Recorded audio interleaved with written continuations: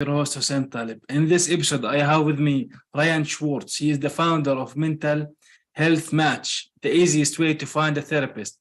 Ryan believes in the power of therapy, which he learned while grieving for his mother's death that was sudden. Prior to Mental Health Match, Ryan was a strategic communication consultant for non-profit organization. Ryan, welcome to the Great Podcast. How are you? Hey, I'm doing good. I'm glad to be here. I'm really Awesome to have excited you to here. talk about. Yeah, thank you. Awesome. It's very interesting that working for non-profit organization, switching to caring for basically health. So what and for of course the tragic death of your mother. So tell us your story. What happened there? Why did you decide to quit working for, let's say, big organization like the non-profits and decide to dedicate your time to building this business? Yeah, I think I've always been really interested in how to combine entrepreneurship and creating and building new things with what helps people and what helps the world. I was really interested in communications because it is about how people make meaning out of what you're saying. So there's a little bit of psychology involved. And, I had this experience where after I lost my mom, I discovered therapy. I never really even considered it. I never thought it was for me. It always seemed like something that other people did. And I realized how powerful it could be. And so I decided to dedicate my life to making it easier for people to access it. One of the things that I experienced when I was looking for a therapist for the first time is how hard it is to actually find one that really meets your needs. And I would talk to a lot of people and I would say, like, how did you find a therapist? And they would say, I looked for one, but it was so overwhelming to find one that I just gave up. And so after I experienced how powerful therapy could be, I decided that I really wanted to work on this problem of how people can find mental health care, how people can get it. And so I made that switch. I left consulting with nonprofits. I decided to found Mental Health Match, which is a matchmaking platform that makes it really easy to find a therapist in the US. It's in the US only at this moment, but and that kind of started my journey into startups and into business a little bit more. When I was a consultant, I had my own business, but it was kind of like a lifestyle business as a freelancer. Mental Health Match was the first big platform that I created. Along my way, I have used therapy very proactively as a CEO and as a business leader to be a better business leader. And I'd love to talk a little bit more about that at some point. But the ways that therapy can really help folks find success as entrepreneurs, and the way that it is a very helpful tool that I think is very underutilized by a lot of business people. So why therapy? When you wanted to, let's say, jump into this, didn't you think like there is maybe too much competition in this place, in this sphere? Or did you think competition does not matter? I am going to build my own platform no matter what are the obstacles are. Yeah, 5 years ago, there was a lot less competition in mental health. Over the past few years, there's been hundreds of billions of dollars that have come from investment firms into mental health. So there's a lot more competition now, but we got started before all of that. And what I realized is that there was a problem that nobody was solving. And there were other players in the market who had they could solve it if they wanted to, but they didn't. They're not. Some of these companies are pretty not forward thinking. And so even with those folks, we studied the market, and also realized that there's potential. Like therapists advertise on multiple sites. People look at multiple sites when finding a therapist. So there's room for a few sites out there. Now there's a lot more competition. There's a lot more competition in changing the business model of therapy. And that's leading us to develop some add-ons from what we've created. So we've built this advertising platform for therapists, this platform that makes it really easy to find a therapist. And now we're thinking about what comes next to really help monetize and build more on top of what we've created to help folks out. So your business, your website, what countries or demographics exactly does it support? Is it just nationally in the US, or It's does it serve international audience? Right now, it serves mostly in the United States, and that's because of the way therapists have to be licensed in most countries. It's very complicated. The therapist has to have a license here in the States. It's even by the state that they're in. So we have like 50 different marketplaces that we're running essentially. But we do have a lot of content that our therapists create, mental health tips, guidance, things like that. That's available for everybody. And we're thinking about ways that we can reach a more global audience. And that's kind of some of the things that come next for us. So you're speaking of this, like you have to deal with every state in the US individually. So how do you work with that? Because like maybe you mentioned there are some different laws in every state for being certified as a therapist. How do you work through that with the therapist? How do you find them? How do you communicate with them? What is required for them to, for example, to join the platform? Yeah, it's a really great question. And I think that this is something that's very unique to healthcare businesses is there's so many different laws depending in the states, it's state by state, but also country by country. So, a therapist who is licensed in the United States, they might be able to see a client who lives in like Thailand, but not in Japan. Or they could see a client maybe who lives in Honduras, but not in the UK. And so because of the laws in those countries. So what we've done is mapped the laws, and this was kind of built into the initial software that we built that kind of takes that guesswork out. So when you come to the site, you're looking for a therapist, you put in your location, and we know automatically where the therapists are that can serve you in that location. And that is something that we built into the initial software. It was something that I didn't necessarily expect going into this, is just how complicated all the laws would be. But as soon as we started doing our testing and kind of product design, we realized that this needed to be a core part of what we offered in the marketplace. Yeah. And then, yeah, and beyond that, most of the therapists who come to us are all word of mouth. We created a referral program that has been very successful, where therapists can get a free month of our platform if they refer a colleague who is licensed and who signs up.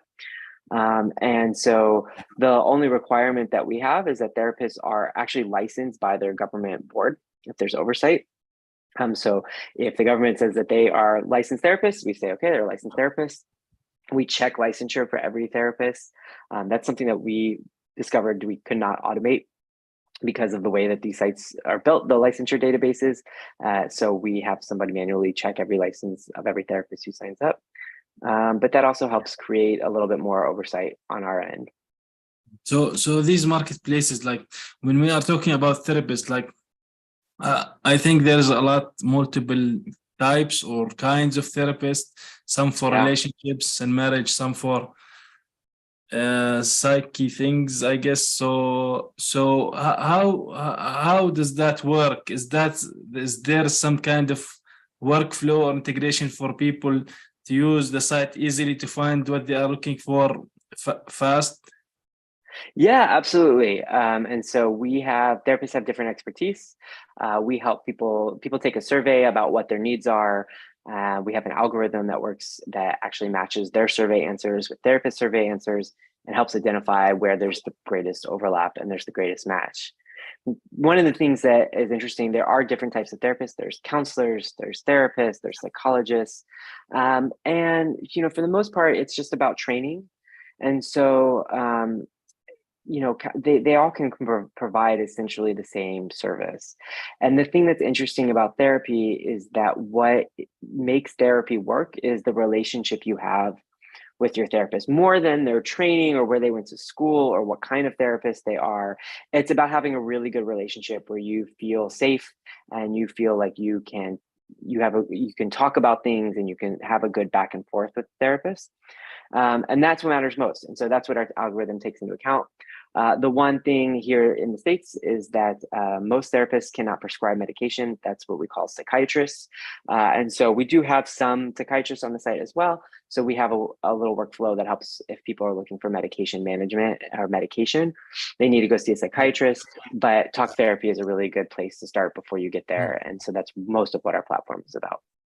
So for, let's say, specific people, Do you see, for example, entrepreneurs, business owners, CEOs, and founders of startup seeking therapy, and if they are, how is that helping them in their Yeah. business? So I actually set up a virtual therapy clinic specifically for startup founders. That was another thing that I worked on. And there's a few ways. Most founders are coming to us in a reactive way.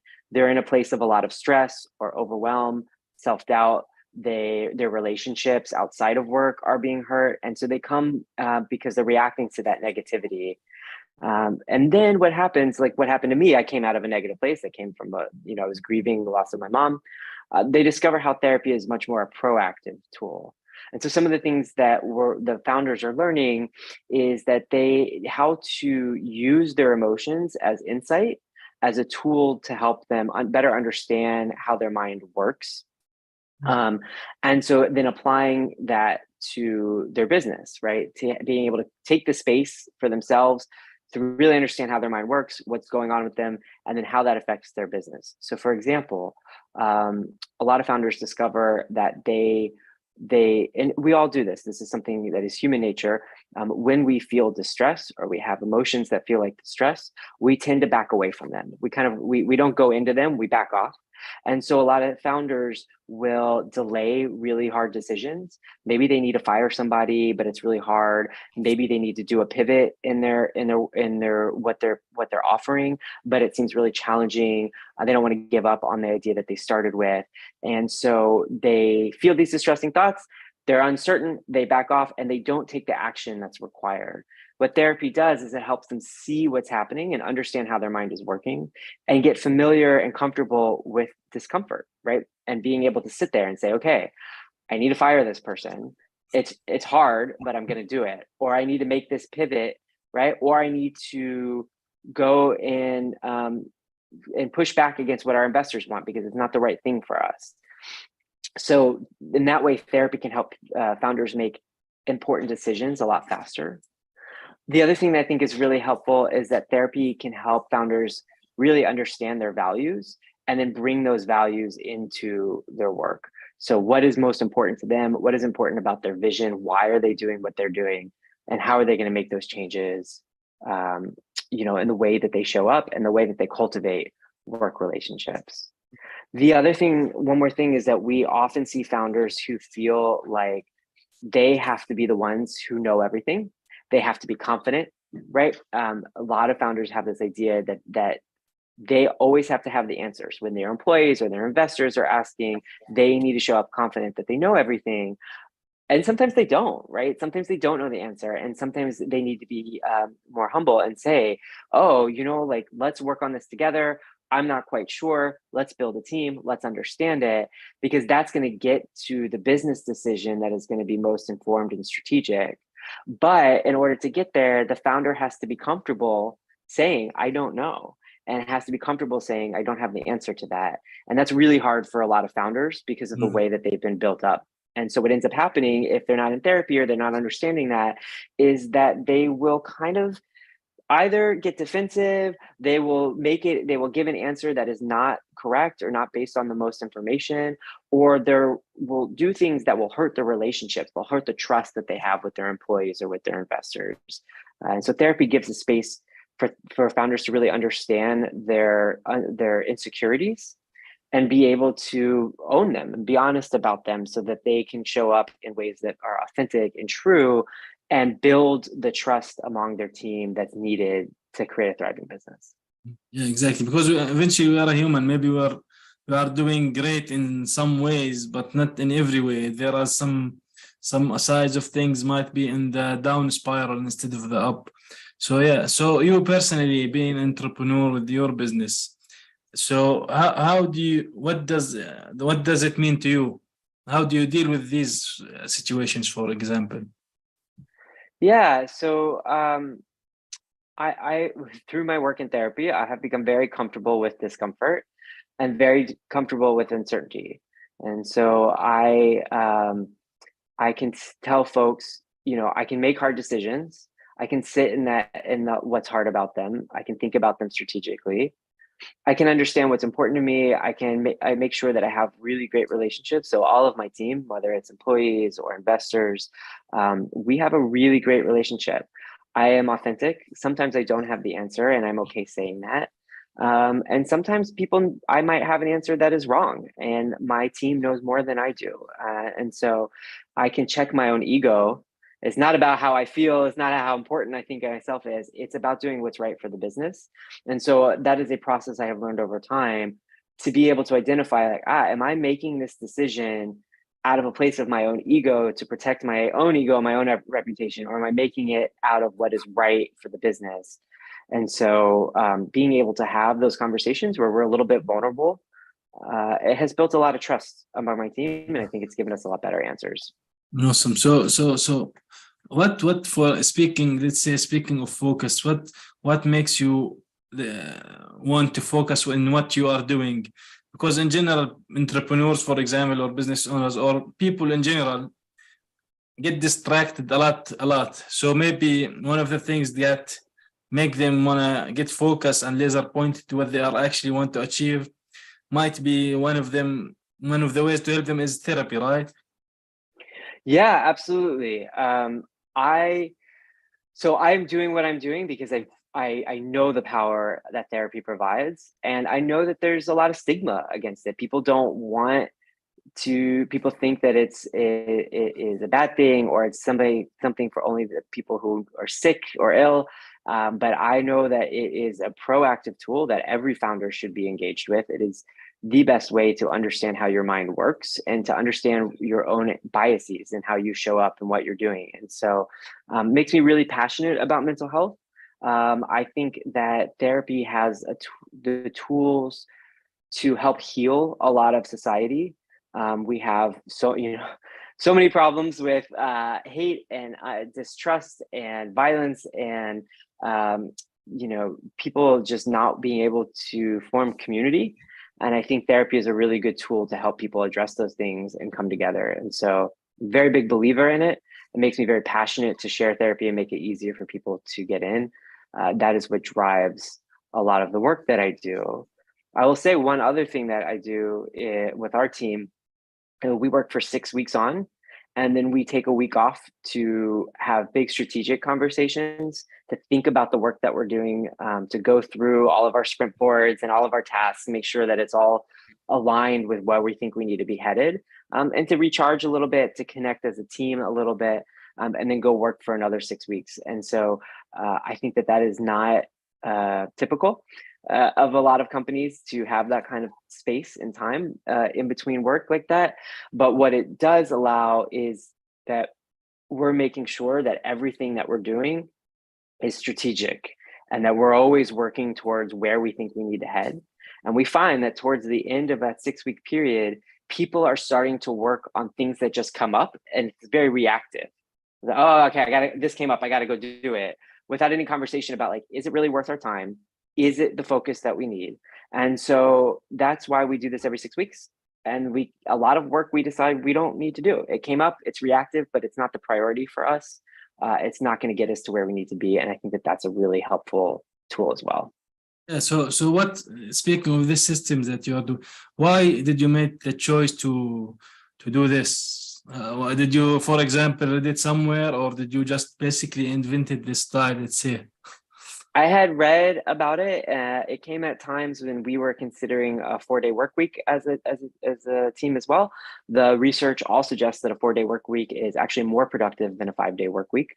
And lots of experiments are happening from around the world that show that. And mixed into those conversations was also this idea about working in chunks. Some people call them seasons, we call them relays, but be able to work and then taking a step back and checking that work. And what we have found is that even though our team works fewer days than 5 days a week, always without a break, we are much more productive and we're moving a lot faster than if we didn't take that time away. Yeah, actually, I think maybe that's true, because you are getting in a momentum, like you are doing things, achieving things, processing things, you are in a momentum, and when you are done with the work that you have to do, it's finished. You don't have anything to do, so we'll take a time off and start again when there is something new to work on.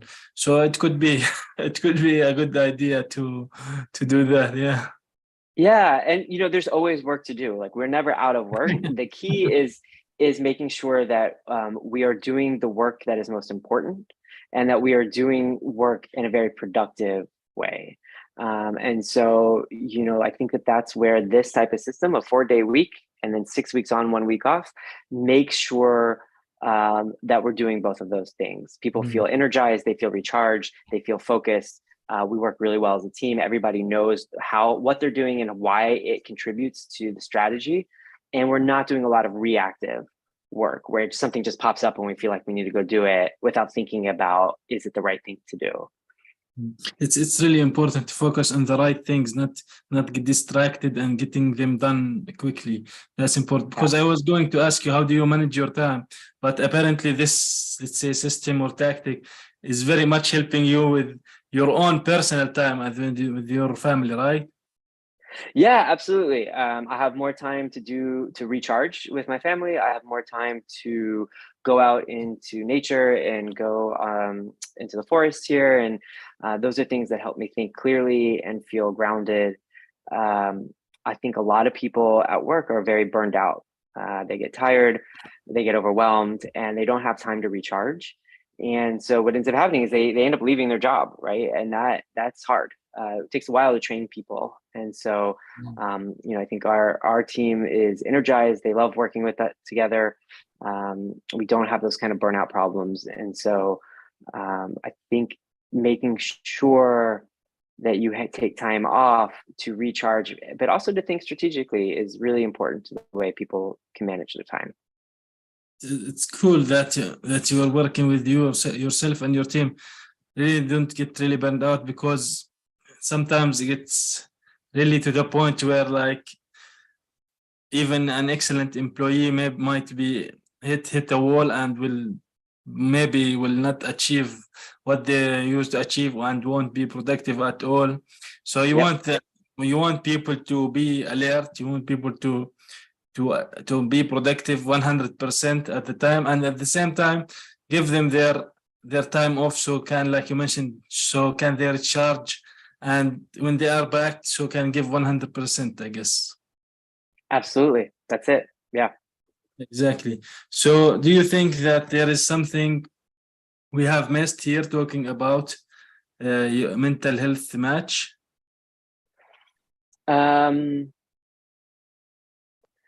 No, I mean, I think the other aspect of what we do is about people. Like, our team cares about what we do. We're helping people. And I think that is a clarity of our values and that's really important. I think a lot of people start entrepreneurship. They think, okay, I'm just going to make some money. And maybe that's really important to people, but that's not sustainable. When you get burned out, when you get tired, when you're uncertain, oftentimes we're not driven enough. That's not enough of a value to really create that drive. And so I think it's really important for entrepreneurs to look deep about what motivates them, what they care about, and connect that to the work that they do, because that's what gets you through challenging times. And so, it's hard to be a startup founder. It's hard to be an entrepreneur. It's a lot of work. It's a lot of uncertainty. And I think you have to have that connection to the core of what you care about to be able to get through it. I think it's a really important process of starting a company. So do you think also passion is very important? Because, like we mentioned, sometimes you might get burned out or you feel unmotivated. So do you think how important passion for what you're doing is? Oh, it's crucial. Absolutely. It's definitely, it's a very crucial part of what we're doing. So Ryan, where can people get in touch with you if they want to learn more about you, more about your company, or they want to find, for example, a therapist, or maybe be a therapist and apply, let's say? Yeah, you can find us at mentalhealthmatch.com. We are also on Instagram under Mental Health Match, Facebook Mental Health Match, Twitter is Mental Health Match as well. So you can find us in all of those places. And I'm also on LinkedIn, Ryan Schwartz with Mental Health Match. You can find me there. I'd love to chat with you. Awesome. Well, Ryan, thank you for being here today with me for this episode of the Success Grid podcast. You give us some pointers about therapy and how important it is for entrepreneurs and business owners and people in general to reflect themselves and seek help if they need it, not just be stubborn, I guess, and think everything solves itself out. Exactly. Takes Awesome. work. Thank you. Thank you. I'm so glad to be here.